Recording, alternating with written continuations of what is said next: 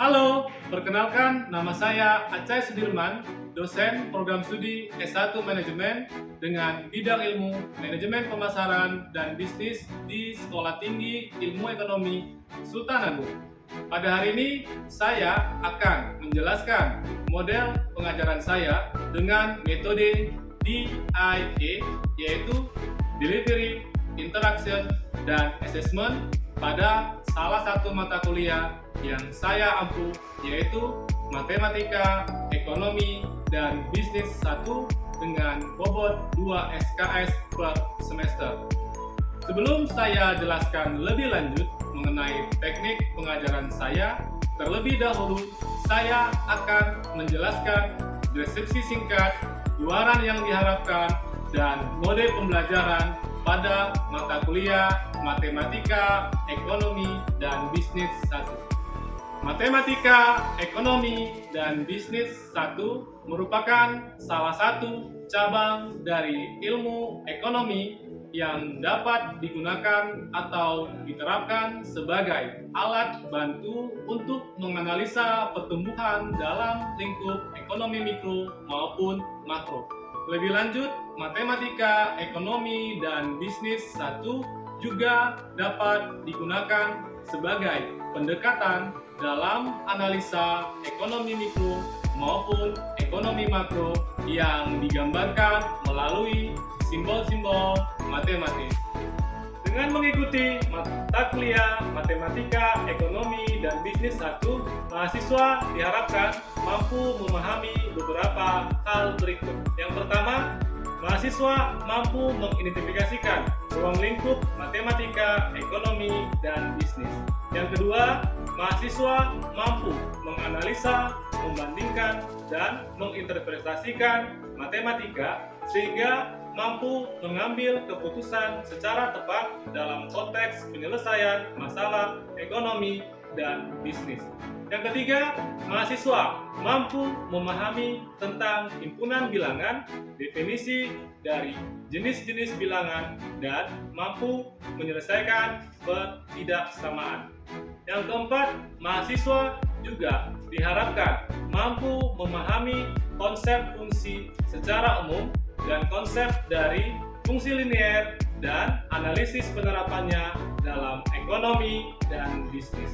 Yang kelima, mahasiswa mampu memahami konsep dari fungsi linier dan penerapannya dalam ekonomi dan bisnis. Yang selanjutnya, mahasiswa juga diharapkan mampu memahami konsep fungsi kuadrat dan analisis penerapannya dalam konteks ekonomi dan bisnis. Yang selanjutnya, mahasiswa mampu memahami fungsi penerapan dari fungsi permintaan dan juga fungsi penawaran dalam memecahkan persoalan bisnis dan ekonomi. Yang terakhir adalah mahasiswa mampu memahami bentuk dan konsep dari matriks dan juga determinan serta analisis penerapannya dalam bidang ekonomi dan bisnis. Untuk bisa mencapai kemampuan tersebut, mahasiswa akan diberikan topik-topik yang akan dibahas selama 14 kali pertemuan, baik yang dilakukan secara luring maupun daring. Berikut ini akan disajikan topik-topik yang akan dibahas selama 14 kali pertemuan. Yang pertama, topiknya yaitu pendahuluan matematika, ekonomi, dan bisnis.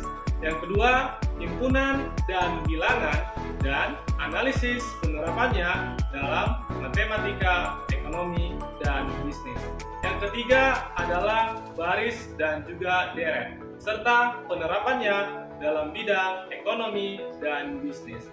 Yang keempat adalah fungsi linier dan penerapannya dalam ekonomi dan bisnis. Yang kelima adalah fungsi kuadrat dan penerapannya dalam ekonomi dan bisnis. Yang keenam adalah matriks dan analisis penerapannya dalam ekonomi dan bisnis. Yang ketujuh dan juga merupakan topik terakhir adalah determinan dan penerapannya dalam lingkup ekonomi dan bisnis. Dari topik-topik tersebut akan dilaksanakan pertemuan perkuliahan secara luring maupun daring, di mana ada salah satu topik yang dilakukan pertemuan sebanyak 2-3 kali untuk menyelesaikan pembahasan ataupun topik dari mata kuliah tersebut. Setelah kita tahu gambaran singkat mata kuliah Matematika, Ekonomi, dan Bisnis 1, selanjutnya saya akan menjelaskan teknik pengajaran saya menggunakan metode DIA, yaitu Delivery, Interaction, dan juga Assessment. Pertama yaitu Delivery. Bagaimana saya menyampaikan perkuliahan kepada mahasiswa. Ada dua strategi yang saya gunakan dalam proses delivery kepada mahasiswa. Yang pertama, saya menggunakan textbook yang saya berikan kepada mahasiswa, yaitu menggunakan textbook karangan dari Bapak Joseph Kalangi dengan judul Matematika, Ekonomi, dan Bisnis. Selanjutnya, textbook berikutnya yang saya gunakan adalah karangan dari Humairi dengan judul Penerapan Matematika dalam Ekonomi dan Bisnis. Selanjutnya, pembahasan case study di setiap kelas setiap minggunya, saya meminta kepada mahasiswa untuk menyelesaikan sebuah case study dan membuat evaluasi dalam membahas setiap contoh soal yang akan dibahas di kelas. Saya juga tidak jarang menekankan topik-topik terkini yang berkaitan dengan pembelajaran yang dapat diangkat sebagai judul skripsi nantinya. Kesemua itu saya lakukan tidak lain bertujuan untuk menyampaikan pembelajaran dan pokok pembelajaran secara efektif dan juga secara efisien. Kedua, interaction. Bagaimana saya berinteraksi dan juga berkomunikasi dengan mahasiswa. Dalam perkuliahan, ada beberapa saluran komunikasi yang saya gunakan. Yang pertama, di dalam kelas, saya selalu mendorong mahasiswa dalam berpartisipasi di kelas secara aktif. Tujuannya adalah untuk meningkatkan kemampuan mahasiswa dan juga untuk meningkatkan keterampilan mahasiswa dalam memahami matematika, ekonomi, dan bisnis. Saya juga sering memberikan pertanyaan di dalam kelas sehingga mahasiswa terlihat lebih aktif dan dapat terjadi proses komunikasi secara dua arah. Yang kedua, menggunakan media WhatsApp sebagai sarana diskusi di luar kelas. Saya memberikan waktu saya dalam proses diskusi melalui WhatsApp, yaitu 24 jam per 7 hari, atau kapan saja mahasiswa ingin berdiskusi, saya akan selalu membantu mereka. Yang ketiga adalah menggunakan YouTube sebagai sarana untuk menyajikan materi yang akan dibahas. Yang keempat atau yang terakhir dalam proses interaction adalah menggunakan Google Classroom sebagai feedback dari mahasiswa atas pembelajaran yang telah dikerjakan.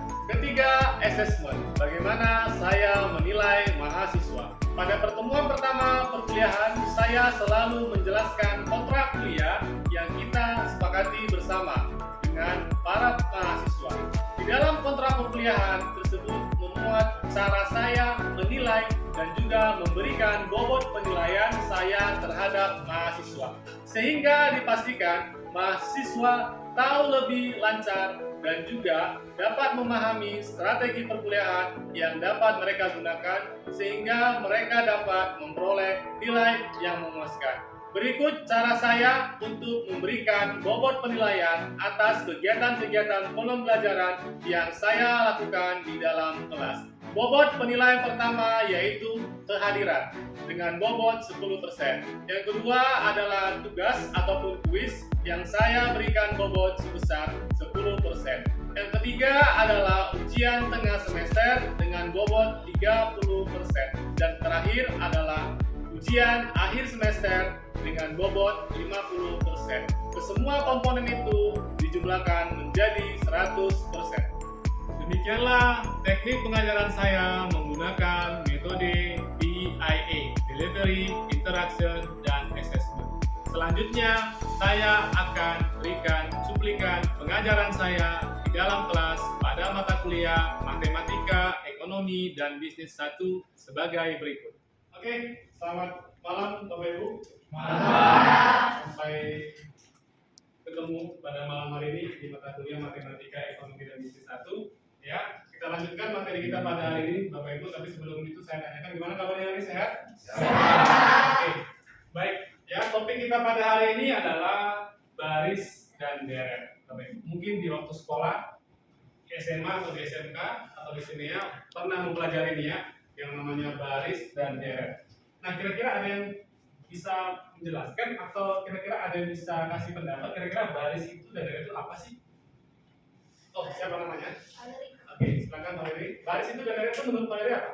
Baris merupakan kelompok angka yang berurutan, sedangkan deret merupakan jumlah dari suku-suku angka tersebut. Oke, baris adalah angka yang berurutan, sedangkan deret adalah jumlah dari barisan tersebut atau suku-suku tersebut. Oke, jadi benar ya.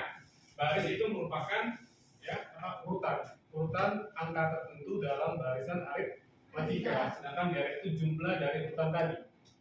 Oke, nah Bapak Ibu, kenapa kita mempelajari di pertemuan ini baris dan deret? Ternyata baris dan deret ini ada relevansinya dalam kehidupan kita sehari-hari.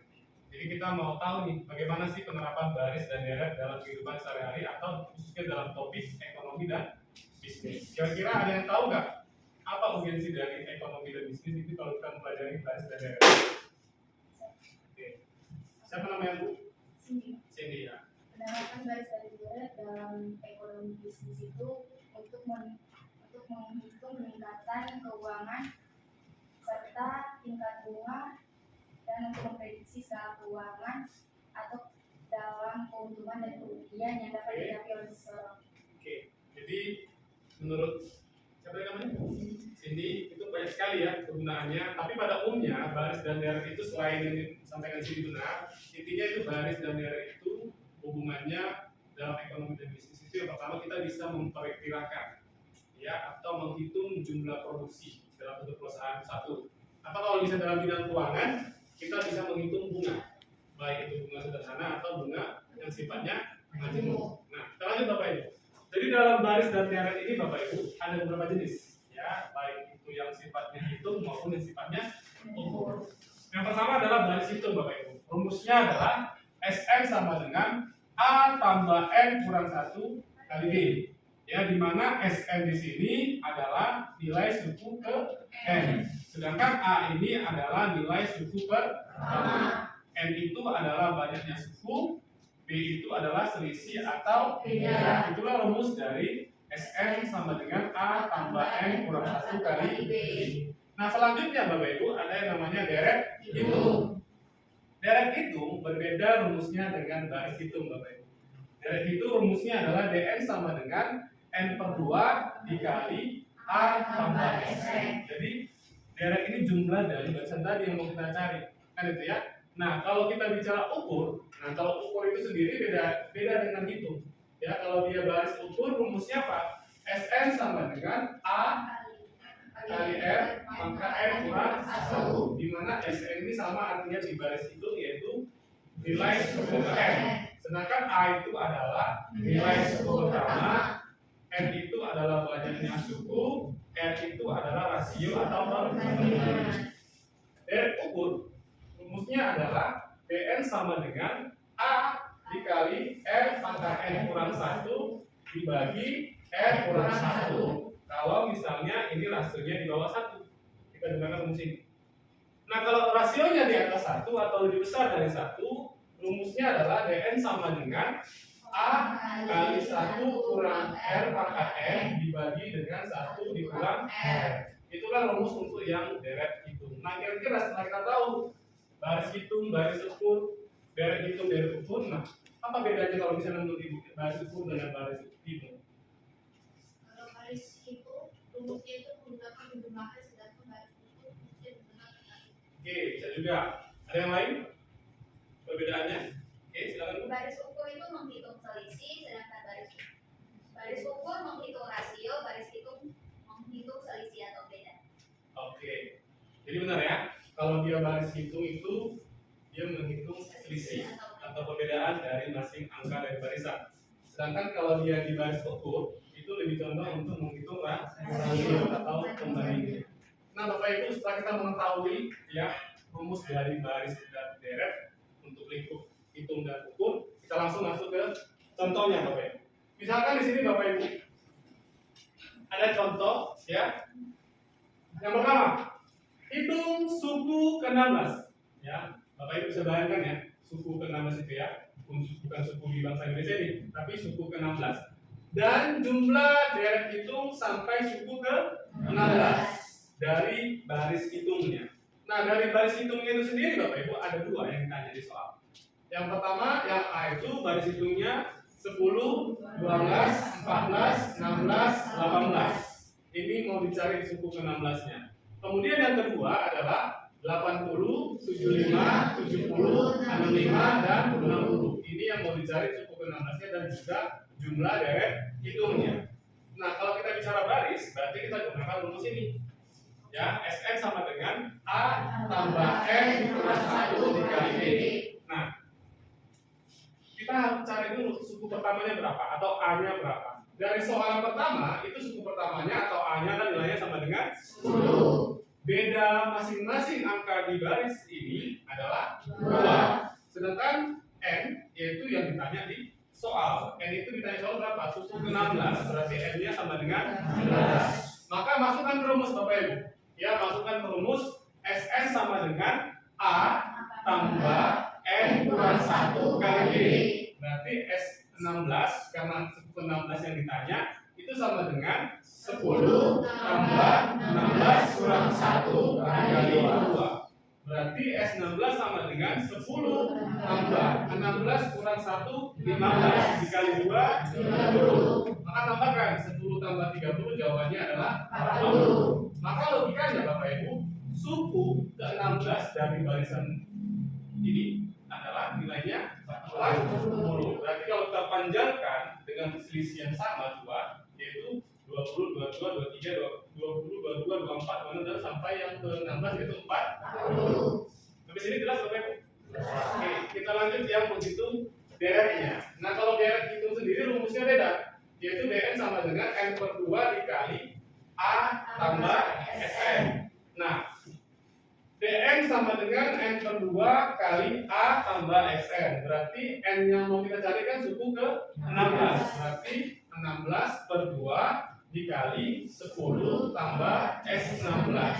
Berarti 8. 16 per 2 8 ya dikali 10 tambah S16 yang berapa tadi? 40. Berarti 10 tambah 40 kali 50 kali 8 jawabannya adalah 100. Berarti jumlah dari barisan yang pertama ini kalau kita jumlahkan sampai suku ke-16 adalah 400. Dimana itu didapat dari hasil penjumlahan 10 tambah 12 tambah 14 tambah 16 tambah 18 sampai tambah 400. Inilah contoh penjelasan yang A dari poin soal yang pertama.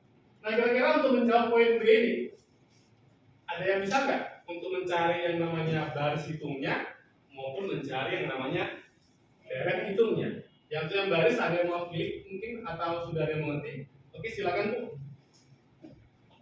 Ya, silakan cari baris hitungnya dari soal poin B. Oke. Berarti Ibu harus cari dulu pembedanya, suku pertamanya berapa, pembedanya berapa, kemudian N yang mau ditanya berapa. Oke. Langsung masukkan rumus. Oke. Nah, setelah nanti teman kita menyelesaikan yang namanya baris itu, baru kita bisa mengerjakan yang namanya deret itu. Karena kalau barisnya saja belum dapat suku ke-16 berapa, kita nggak bisa mengerjakan namanya deret hitungnya. Nah, kalau sudah teman kita siap, kira-kira ada yang mau mengerjakan atau ingin membantu saya dalam menghitung deret hitungnya? Oke, silakan Ibu. Nanti di sampingnya kalau sudah selesai. Oke, silakan Bu. Oke, terima kasih Bu. Jadi langsung gunakan rumus yang sama tapi dengan angka yang berbeda sesuai dengan contoh soal poin B Bapak Ibu. Oke, sudah makan Bu? Bagus ya. Oke. Jadi 16 per 2. Oke. Ya. Bagus.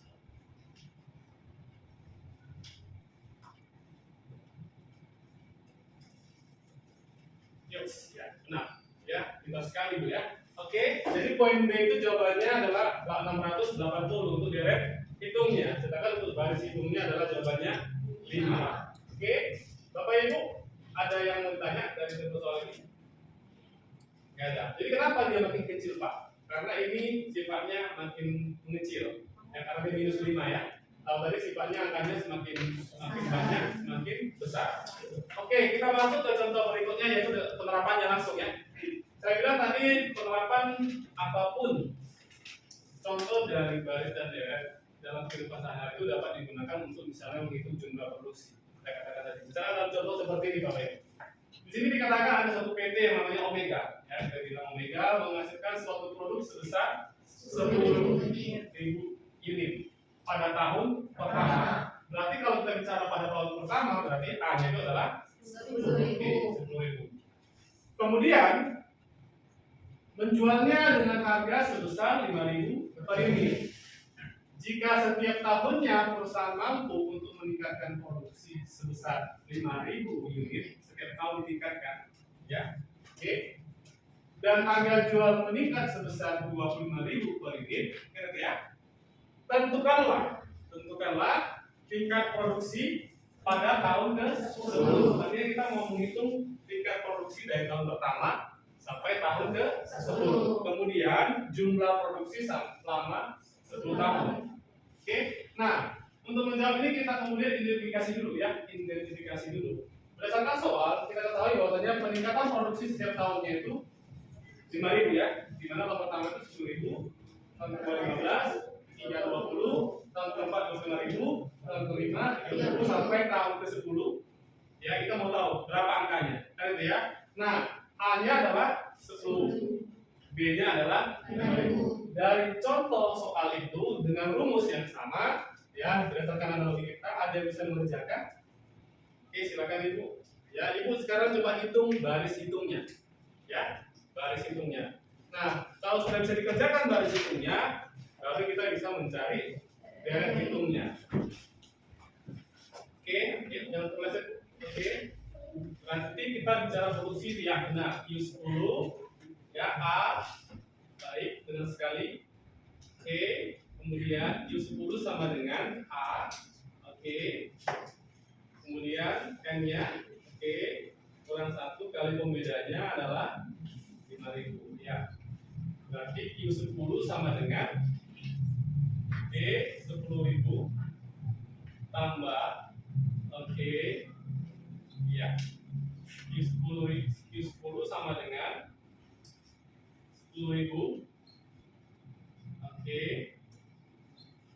Berarti jawabannya adalah 55.000 unit. Oke, jawabannya benar ya. Jadi produksi PT Omega kalau kita anggap peningkatannya 5.000 unit per tahun, ya, maka pada tahun ke-10 itu jumlah produksinya itu adalah 55.000 unit. Nah, kalau sudah tahu dia di tahun ke-10 55.000 unit, maka kita mau menghitung jumlah selama 10 tahun tersebut, kan gitu ya. Nah, ada yang bisa nggak dengan rumus dari itu? Oke, silakan Ibu. Ya, Ibu tinggal menggunakan rumus ini. Ya, aplikasikan ke dalam soal itu. Nah, kalau mau menghitung dari hitungnya, berarti kita menggunakan BN sama dengan oke, nah, bagus. Oke, ya A tambah SN ya, itu sama dengan oke.